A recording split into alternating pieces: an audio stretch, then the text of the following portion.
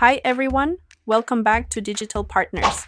In today's video, we are going to show you how to remove the lock screen pin or pattern from your Samsung Galaxy Watch. Let's get started. Here we have previously set a pin or pattern. If you haven't watched the video before this one, take a look to learn how to activate this function. Now let's say we want to remove it because it's quite annoying to do this every time. Well, first we are going to have to enter the pin that we previously set to access the watch. We slide down and click on the settings gear icon. Then we scroll down a little bit until we find the section where it says security and privacy. Tap on it and here you will click on lock type. Enter the pin again, and now we scroll down and click on None. By doing this, we will have removed the pin or pattern that we had configured on our Samsung Galaxy Watch. Now, let's test to see if it has been removed. Wait for the screen to turn off, press twice, and as you can see, the pin has already been removed. In the following video, I will show you how to change your Samsung Galaxy Watch pin if you already had one and want to change it to another. And that's it. Now you know how to remove the pin or pattern from your Samsung Galaxy Watch. We hope this tutorial was helpful. If you have any questions, feel free to drop them in the comments.